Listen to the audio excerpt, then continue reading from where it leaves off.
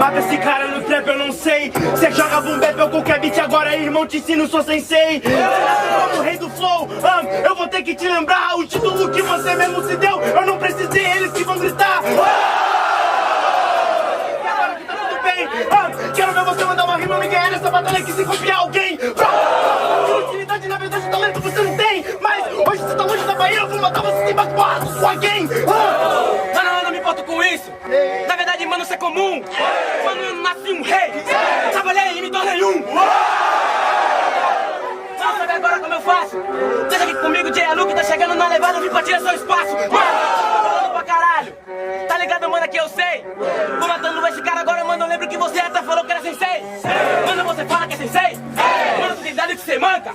Mano, vê se cala sua boca que é faixa preta, não fala, tu faixa branca. Você trabalhou e se tornou um rei, mas agora eu faço o que eu posso. Mano, Espírito Santo nunca foi visto, hoje em dia sabe que é tudo nosso.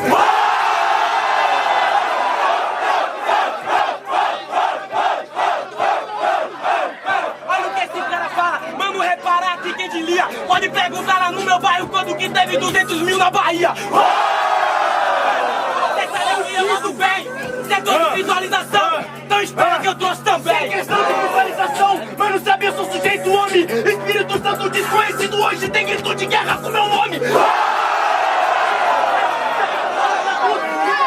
Ninguém deu nada hoje na Bahia, tão gritando Dudu. Mano, isso é mentira, cê sabe como é que eu faço, que é bem. Quem conhece até sabe do grito, Dudu, você não pode com alguém.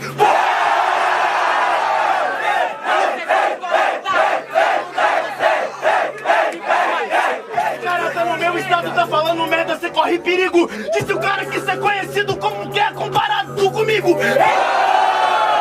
Ei, mano, agora pode pá. Cê pagou sua passagem, disse que eu não posso, mas agora cê vai pelar. Não paguei a minha passagem, cê sabe te mata e você fica só. Realmente a gente é comparado, mas ser comparado não quer dizer que eu sou pior. Tá ligado, mano? Então pode pá. Realmente a Atlântica pagou minha passagem, vim no teu estado aqui pra te matar.